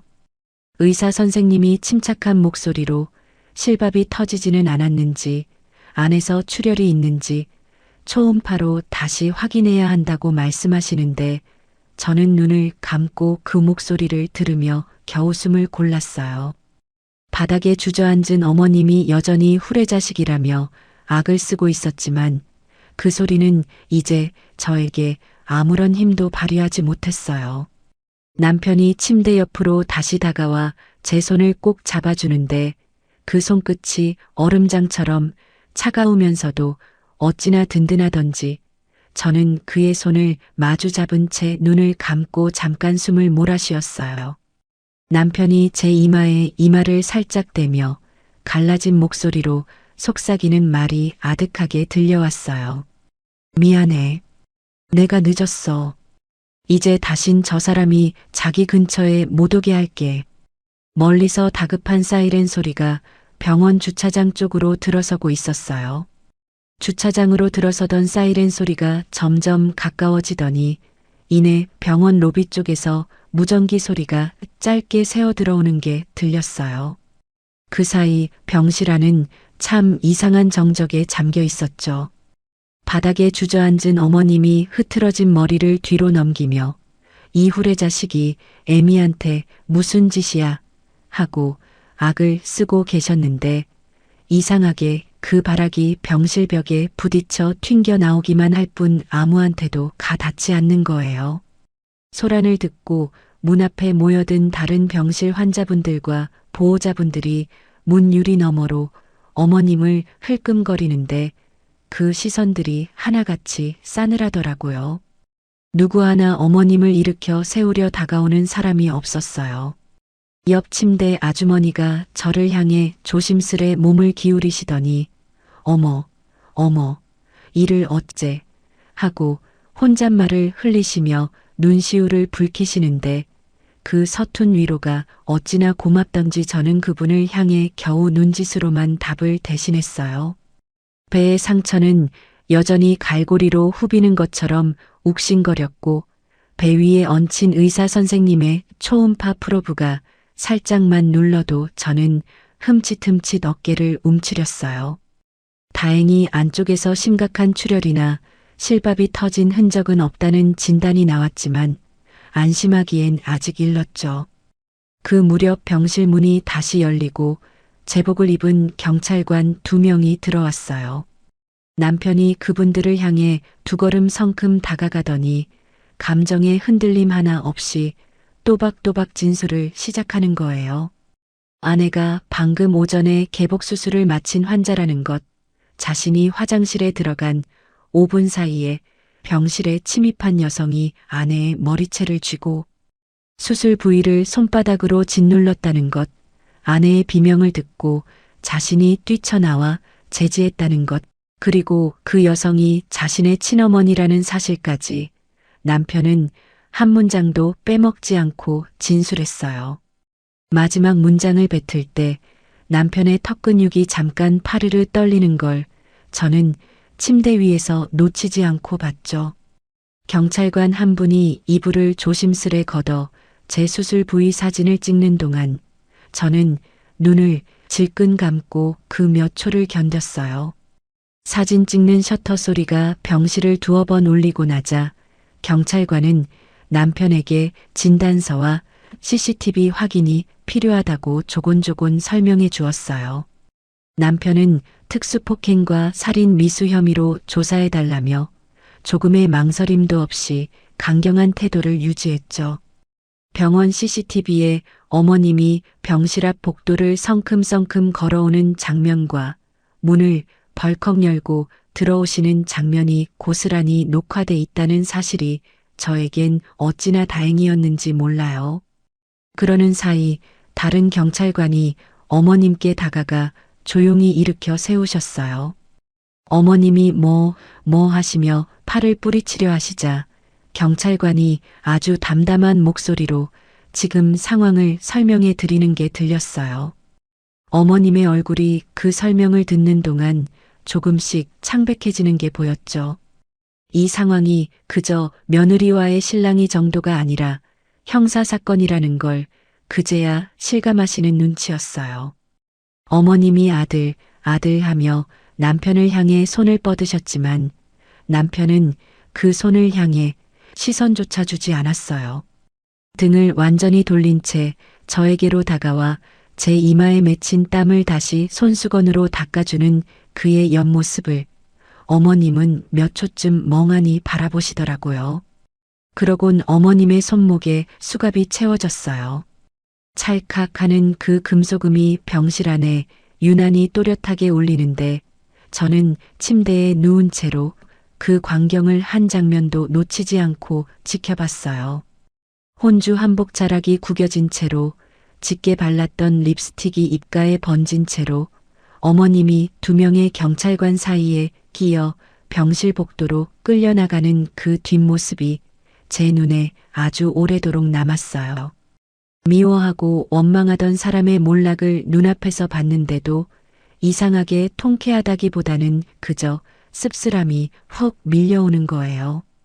이 판이 여기까지 오도록 어머님이 스스로 파낸 그 구덩이가 저는 새삼 어이가 없더라고요. 어머님이 병원 문을 나서고 얼마 지나지 않아 신우이한테서 전화가 요란하게 걸려왔어요. 남편이 스마트폰을 들어 스피커폰으로 받자 신우이의 째지는 목소리가 병실을 그대로 채웠죠. 오빠, 지금 이게 뭐 하는 짓이야? 내 결혼식 날 왜 엄마가 유치장에 있어야 되냐고 하고 소리치는 그 목소리에 남편이 눈썹 하나 까딱 안 하고 웅수했어요. 네 엄마가 방금 우리 와이프 수술한 배를 짓눌렀어. 그래서 네 엄마 경찰서 갔다. 전화 너머에서 잠시 숨을 삼키는 소리가 들리는가 싶더니 신우이가 오빠 지금 제정신이야 하며 소리를 지르다가 뚝 하고 전화를 끊어버렸어요.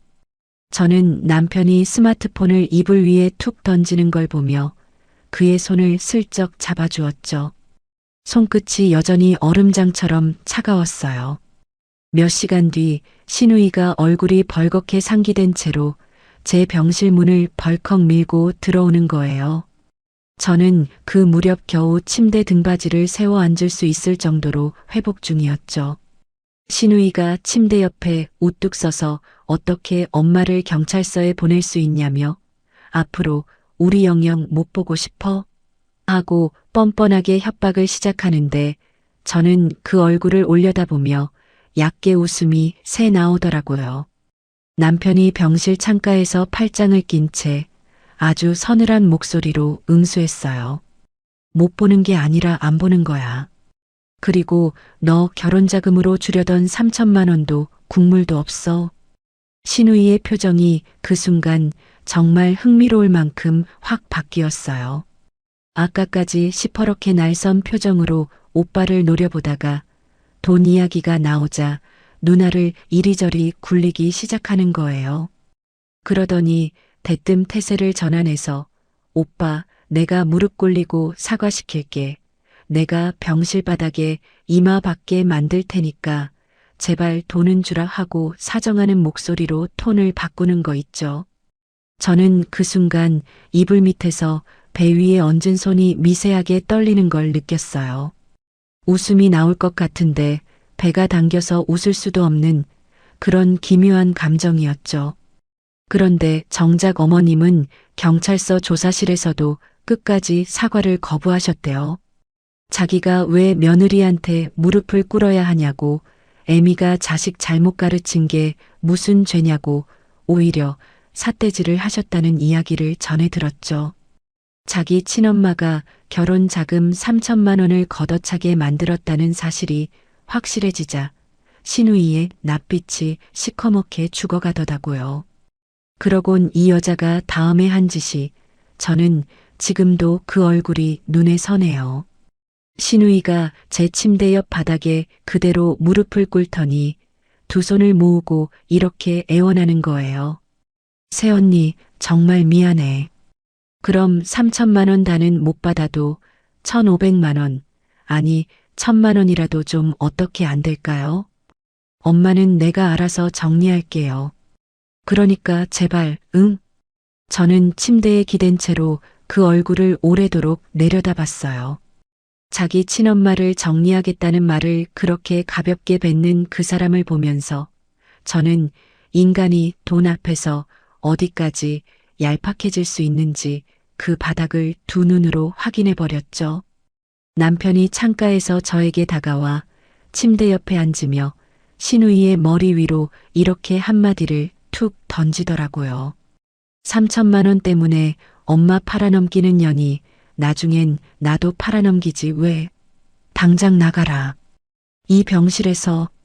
신우이가 오빠 오빠 하며 남편의 바짓단을 붙잡으려 하자 남편이 그 손을 그대로 뿌리치고 병실 문을 열어 복도를 가리켰어요. 저는 그 광경을 지켜보며 이불 밑에서 살짝 남편의 손을 잡아주었죠. 신우이가 흑흑거리며 병실 문 밖으로 밀려나가고 문이 조용히 닫히자마자 저희 부부는 서로를 마주본 채로 아주 짧게 그러나 아주 진하게 헛웃음을 나눴어요. 이 사람들과 우리는 정말 다른 세계의 사람들이구나. 그 사실이 새삼뼈에 사무치더라고요. 그날 저녁 남편은 자기 스마트폰에 저장된 어머님과 신우이의 연락처를 제 앞에서 하나씩 삭제했어요. 그러곤 카카오톡 친구 목록에서도 두 사람을 차단하고 마지막으로 스마트폰을 이불 위에 툭 내려놓으며 짧게 숨을 내쉬는데 그 옆모습이 참 홀가분해 보이더라고요. 저는 그의 손등을 살짝 쓰다듬어 주며 아무 말도 하지 않았어요. 이 사람이 지금까지 지고 온 그 무거운 짐이 오늘 이 순간에서야 조금 내려앉은 것 같았거든요. 병실 창밖으로 어스름이 내려앉는 걸 바라보며 저는 앞으로 이 두 사람이 어떤 방향으로 굴러떨어질지 어렴풋이 감이 잡히기 시작했습니다. 병실에 그 소란이 지나가고 이틀쯤 지난 오후였을 거예요. 저는 겨우 침대에서 몸을 일으켜 창가 쪽으로 몇 발자국 걸어보는 재활을 시작한 참이었죠. 뱃속의 상처가 걸음을 뗄 때마다 살짝살짝 당겨서 저는 남편의 팔에 매달리듯 기대어 아주 조심스럽게 걸음을 옮기고 있었어요. 그때 병실 문이 조심스럽게 노크 소리와 함께 열리는 거예요. 고개를 들어보니 얇은 카디건 하나 걸치신 시아버님이 문지방에 서 계셨어요. 손엔 죽이 담긴 보온병 하나를 꼭 쥐고 계셨죠. 시아버님이 저와 눈이 마주친 순간 그분의 어깨가 먼저 무너지시더라고요. 저는 남편의 팔을 붙잡고 겨우 서 있는 상태였는데 시아버님이 두어 걸음 다가와 제 손을 덥석 잡으시더니 예순이 훌쩍 넘은 어른의 눈에서 굵은 눈물방울이 뚝뚝 떨어지기 시작하는 거예요. 저는 그 순간 몰아드릴 말씀이 없어서 그저 그 손을 마주 잡고 조용히 서 있었어요. 미안하다, 애미야. 애비가 정말 미안하다. 내가 진작에 그 사람을 끊어냈어야 했는데 그걸 못해서 결국 네가 이 지경까지 왔구나. 시아버님이 그렇게 말씀하시며 저를 침대에 조심스레 앉히시더니 남편의 어깨까지 두드리며 몇 번이고 미안하다는 말을 되뇌셨어요. 저는 시아버님의 손등 위에 제 손을 살포시 얹으며 아버님 잘못 아니에요. 절대 아니에요. 하고 목이 잠긴 채로 답을 드렸죠. 옆에서 남편이 아버지의 어깨를 감싸 안는데 다 큰 아들과 늙은 아버지가 그렇게 부둥켜 안고 어깨를 들썩이는 모습을 저는 침대에 앉아 조용히 바라봤어요. 창밖으로 오후 햇살이 비스듬히 들어와 두 사람의 등을 감싸는데 저는 그 순간 아, 이게 진짜 가족이구나 하는 생각이 가슴 밑바닥에서부터 올라오더라고요. 피가 섞였다고 다 가족이 아니고 서로의 아픔에 함께 눈물 흘려주는 사람이 진짜 가족이라는 걸요. 시아버님이 가져오신 죽을 그릇에 옮겨 담아 저에게 조심스레 떠먹여 주시는데 저는 한 숟갈 한 숟갈 받아 먹으며 자꾸만 눈물이 나서 혼났어요. 시아버님이 손끝으로 제 눈가를 닦아주시며 이제 다 지나갔다.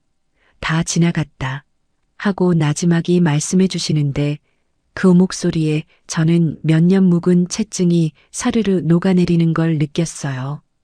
그 뒤로 저의 회복은 놀랍도록 빨랐어요. 남편은 회사의 반차, 조퇴, 심지어 재택근무까지 총동원해서 제 곁을 지켰죠. 미음을 끓여오고 아침 저녁으로 링거줄을 확인해주고 화장실 갈 때마다 팔짱을 껴서 부축해주고 밤이면 제가 잠들 때까지 침대 옆 의자에 앉아 제 손을 잡아주었어요. 저는 아침에 눈을 뜨면 밤새 그 자세로 꾸벅꾸벅 졸고 있는 남편의 옆 얼굴을 오래도록 바라보곤 했어요. 이 사람이 자기 어머니의 머리채를 잡아 바닥에 내동댕이 치면서까지 지켜낸 게 나라는 사실이 매일 아침 새롭게 저를 벅차게 만들었죠. 일주일 뒤 저는 무사히 퇴원했어요. 집에 돌아온 첫날 옆집 언니한테 맡겨두었던 딸아이가 엄마하고 달려와 제 다리에 매달리는데 저는 배가 당겨서 안아 올리지도 못하고 그저 그 작은 정수리를 몇 번이고 쓰다듬어 주었어요. 남편이 얼른 아이를 번쩍 들어 제 볼에 살짝 대주는데 세 사람의 뺨이 아주 잠깐 서로 닿는 그 순간이 저에겐 지난 몇 년의 모든 고생을 다 씻어주는 것 같은 시간이었어요. 한편 우리 삶에서 지워진 그 두 사람은 자기들끼리 진흙탕에 빠져 허우적거리기 시작했다는 소식이 간간히 저희 귀에 들려왔어요. 어머님은 경찰 조사를 받는 내내 신우이의 지독한 빚 독촉에 시달리셨대요. 신우이는 자기 결혼 자금 3천만 원이 오빠한테서 못 나온 게 오로지 엄마 탓이라며 하루가 멀다 하고 어머님 집에 쳐들어가 발광을 부렸다고 하더라고요. 저는 그 이야기를 시아버님을 통해 전해 들으며 그저 짧게 고개만 저을 뿐이었어요. 결국 어머님이 어떤 선택을 하셨는지 아세요? 경제적 능력이라곤 쥐뿔도 없어 평생을 시아버님 통장에 의존하며 살아온 그분이 어디서 구했는지도 모를 제2금융권을 찾아가 무리한 대출을 받으신 거예요. 그 돈을 그대로 신우이 손에 쥐어주셨다는 이야기를 들었을 때 저는 헛웃음이 나오다가도 이내 씁쓸해지더라고요. 자기가 낳은 딸한테 그 대출금까지 걷어서 바쳐야만 마음이 놓이는 그 심정이 저로서는 도무지 이해할 수 없는 영역이었죠. 당연한 수순이었어요. 소득이 없으신 어머님이 그 대출 이자를 어떻게 감당하시겠어요. 단 몇 달 만에 이자가 이자를 낳고 그 이자에 연체가 붙기 시작하면서 어머님은 신용 등급이 바닥을 치는 벼랑 끝까지 몰리셨죠. 매일같이 독촉 전화가 스마트폰을 울리기 시작했고 급기야는 낯선 번호로 걸려오는 경고 문자까지 감당이 안 되는 지경이 되셨대요. 평생을 아들의 통장에 손을 얹고 살아오신 분이 처음으로 자기 이름 앞에 붙은 빚 앞에서 무너지고 계신 거였어요. 그러던 어느 주말 오후였어요. 저희 부부가 딸아이를 데리고 시아버님 오피스텔에서 저녁을 먹고 있는데 남편의 스마트폰이 낯선 번호로 울리는 거예요. 남편이 잠시 스마트폰을 노려보다가 통화 버튼을 누르고 스피커폰으로 돌리자 어머님의 목소리가 흘러나왔어요. 이미 저희가 어머님 번호를 차단해 두었으니 어디서 다른 폰을 빌리셨는지 낯선 번호로 걸어오신 거였죠. 어머님의 목소리는 예전에 그 서슬 퍼렇던 톤이 아니었어요. 목이 잔뜩 잠긴 채 아주 구차한 톤으로 애원하는 목소리였어요. 아들아, 이번 달 이자만 좀 막아다오. 엄마가 진짜 이거 하나만 넘기면 다시 안 부탁할게. 응? 시아버님이 그 목소리를 듣고 잠시 숟가락을 내려놓으시더라고요. 저는 남편의 얼굴을 슬쩍 살폈어요. 그런데 남편은 정말 단 1초의 망설임도 없이 아주 담담한 목소리로 이렇게 응수하는 거예요. 아줌마, 저한테 징징대지 마세요. 아줌마가 대출까지 받아서 갖다 바친 그 귀한 딸년한테 가서 이자 좀 내달라고 하세요. 전화 너머로 어머님이 아아 하며 숨을 삼키시는 소리가 들렸어요. 남편은 그 소리를 다 듣지도 않고 통화 종료 버튼을 눌러버리더니 아무 일도 없었다는 듯 다시 숟가락을 들고 김치찌개 그릇에 손을 뻗는 거예요. 시아버님이 그런 아들의 옆모습을 몇 초쯤 바라보시더니 잘했다 하고 짧게 한마디를 얹으시고는 다시 밥을 뜨셨어요. 저는 그 광경을 지켜보며 이 사람의 그 단호함이 지난 몇 년 저의 방패였다는 사실을 새삼 깨달았죠. 그날 저녁 저희 부부가 아이를 재우고 소파에 나란히 앉아 있는데 남편이 제 어깨를 감싸며 이렇게 속삭이는 거예요. 자기야, 이제 진짜 다 끝났어. 앞으로 우리만 보고 살자. 아버지랑 우리 넷만. 저는 그의 어깨에 머리를 기대며 조용히 고개를 끄덕였어요. 창밖으로 밤하늘이 참 맑았고 거실 스탠드 불빛은 은은했고 잠든 아이의 새근거리는 숨소리가 안방에서 아주 작게 흘러나왔어요. 저는 그 소소한 소리들을 하나하나 귀에 담으면서 이게 바로 제가 그토록 지키고 싶었던 삶이었다는 걸 깨달았죠. 그 뒤로도 어머님과 시누이의 소식이 아주 가끔 소문처럼 들려오긴 했어요. 어머님은 결국 신용불량자가 되셨고 시누이는 그 3천만 원을 챙긴 뒤로 어머님의 연락을 완전히 차단해 버렸다고 하더라고요. 3천만 원 앞에서 친딸에게 버림받은 어머니, 그리고 자기를 낳아 대출까지 받게 만든 친엄마를 헌신짝처럼 걷어찬 딸. 그 두 사람이 서로를 향해 원망의 화살을 쏘며 진흙탕 싸움을 이어간다는 이야기를 저는 그저 스쳐가는 바람 소리처럼 흘려들었어요. 시아버님은 여전히 오피스텔에서 아침마다 등산복을 챙겨 입고 산악회 사람들과 산을 오르세요. 얼굴에 붉은빛이 도시고 걸음걸이가 가뿐하시고 손녀 손을 잡고 공원을 걷는 그 뒷모습이 어찌나 평온해 보이는지 몰라요. 남편은 파혼당했던 그 밤 저에게 했던 맹세를 자기 인생 전부를 걸어 지켜냈고 저는 그 남편의 옆에서 우리 딸을 키우며 아침마다 새로운 하루를 감사하게 열고 있어요. 돌이켜보면 저는 그 무서운 병실의 그날을 지나온 뒤로 하나 배운 게 있어요. 사람을 무너뜨리는 건 결국 자기 자신이라는 것. 맹목적인 통제욕으로 아들 며느리 인생을 조종하려 하셨던 어머님도, 돈 앞에서 친엄마마저 걷어찬 시누이도 결국 자기가 판 구덩이에 자기가 빠져버린 거잖아요. 그리고 그 옆에서 서로에 대한 단단한 믿음 하나로 최악의 순간을 함께 건너온 저와 남편, 그리고 시아버님은 이제 의심 없이 서로의 등을 맡기는 진짜 가족이 되었어요. 오늘도 저희 집 식탁엔 세 사람의 밥그릇이 오르고 주말이면 시아버님의 밥그릇 하나가 더해져 네 사람의 자리가 완성돼요. 그 따뜻한 밥상 앞에 앉아 저는 매일 조용히 마음속으로 되뇌곤 해요. 지켜줘서 고맙다고, 함께 견뎌줘서 고맙다고, 이 평온한 저녁이 얼마나 귀한 것인지 저는 이제 누구보다 잘 알고 있으니까요. 지금까지 길었던 저희 얘기 들어주셔서 감사합니다. 여러분의 앞날에도 평온한 저녁만 있기를 바랄게요. 여기까지 사연자님의 이야기를 함께 들어주신 여러분, 어떠셨나요? 저는 대본을 읽어내려가는 내내 가슴이 먹먹하기도 하고 또 어느 대목에선 속이 뻥 뚫리는 것 같았답니다. 세상에 이런 시어머니가 어디 있나 싶다가도 또 이런 남편이 있어서 얼마나 다행인가 싶고 말이에요.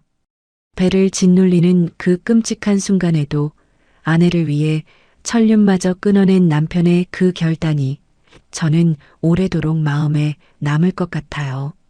살다 보면 우리도 크고 작은 상처를 안고 가잖아요. 그럴 때 내 편이 되어주는 단 한 사람만 있어도 우리는 그 겨울을 건널 수 있는 것 같아요. 사연자님이 지켜낸 그 단단한 가족의 풍경이 오늘 하루 지친 여러분에게도 작은 온기가 되었으면 좋겠습니다. 사연자님께 응원의 댓글을 남겨주세요. 큰 위로가 돼줄 거예요. 오늘도 고부 여정과 끝까지 함께 해주셔서 감사합니다.